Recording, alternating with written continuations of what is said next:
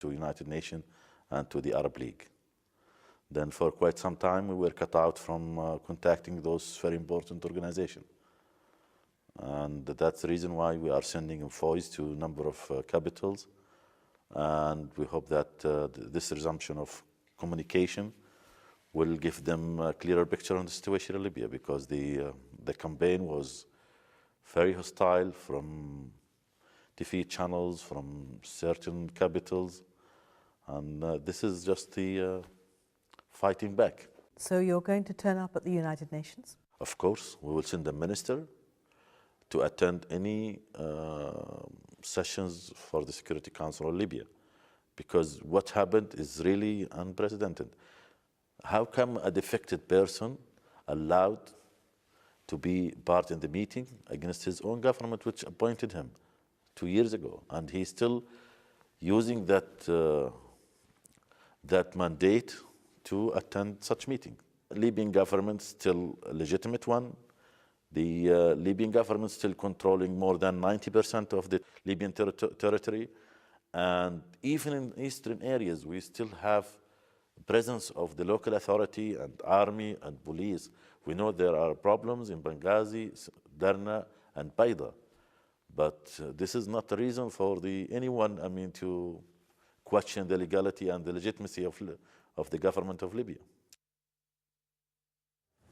Yemen's president is expected to meet representatives from across the political spectrum in a few hours' time. Ali Abdullah Saleh is trying to ease the tensions in the country after the repeated and often deadly protests against his rule. From the capital Sana'a, here's Hashim Al-Bara. Security beefed up around the university square. Fury building in the aftermath of the deadly assault by security forces on these protesters. Spent ammunition and tear gas canisters litter the ground. The government says its act was prompted by the discovery of a cache of weapons. Allegations dismissed by the students who erected tents in this square, which has become the epicenter of the pro-democracy movement. It was organized crime. Groups of security forces came from all directions and armed soldiers were positioned on the roofs of buildings. They started firing on us. It was followed by volleys of shots. It's a crime against humanity. Violence is spreading across the country. In the province of Dhamar, a President Saleh stronghold, loyalists are seen here attacking the protesters despite the presence of security forces. Government pledges to stop the violence fail to deter loyalists armed with weapons, batons and daggers, spreading fear across the country. The ongoing attacks spurred these tribal leaders in the province of Marib to denounce President Saleh and join the protesters in their fight for a change in Yemen. Marib is home to most of Yemen's oil fields. Mr. President, don't treat your people like Gaddafi. Mr. Saleh, don't disgrace your legacy. We implore you to leave Yemen and let the Yemenis decide their future. For the time being, the embattled president clings to power. He has called for a national forum on Thursday to seek a peaceful solution to Yemen's deepening crisis. But the crisis isn't showing any signs of relenting. Parts of the country appear to be slipping beyond the control of the government, and the protesters reject calls for dialogue with President Saleh still in power. Hashim Al-Bara, AlJazeera, Sana'a. Cocoa exporters in Côte d'Ivoire have been ordered to resume trading and to start paying their taxes by the end of the month, or the government of disputed President Laurent Gbagbo is warning their stock will be seized.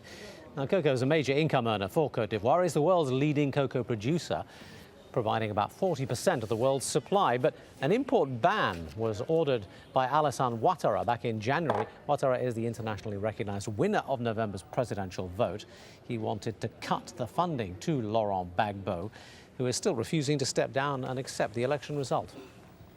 The Dalai Lama has announced he will be stepping down from his political role. The de facto political head of the exiled Tibetan movement has given no date for his retirement.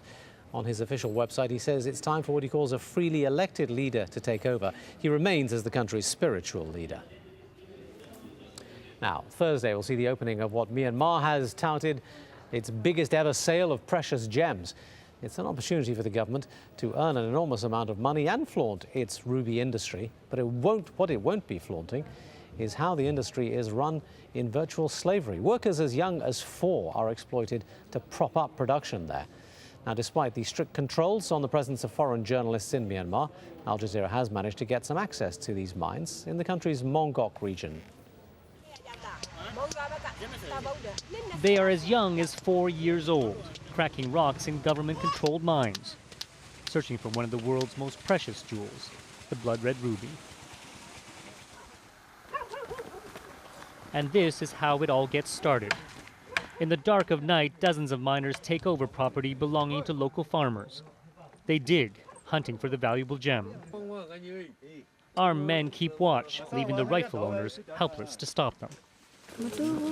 We have been here the whole night trying to defend the land, but we can't control them. We won't get any compensation, and the police encourage this. Supervising the operation is the local police chief and his army counterpart. Once rubies are found, the land is officially claimed by the state. We filmed the operation secretly, as foreigners are forbidden from visiting the area. The entire region of Mogok is off limits to outsiders. Its mines provide 90% of the world's ruby supply, and the government wields complete control. Locals who used to own property here often end up as virtual slaves to the ruby trade. It is hard, backbreaking work, and guards ensure the gems they do find are handed over. This man, a supervisor, tells us people here are given less than $1.50 a day for their efforts. We visit several mines, and in each are the elderly and more children. $216 US. And where's the rubies from? Mogok? Metro Stone. Here is where much of the jewels end up, government-run emporiums in the country's capital. Despite sanctions last year, the state earned a record $1.67 billion. Hla Win, a former military pilot and one of the country's biggest gem traders, tells us the pursuit of profits is fast exhausting the ruby supply. Today, why the production of those ruby and sapphire went down? Because of, they have allowed to make the big mining. It's been a good haul on this day. Rubies now destined for international markets, with profits these workers will never see. AlJazeera, Mogok, Myanmar. Now, the suspect behind a deadly shooting spree in Arizona says he's innocent of all the charges. We'll have that story coming up. And who is the wealthiest of them all? The Forbes rich list reports more billionaires than ever before.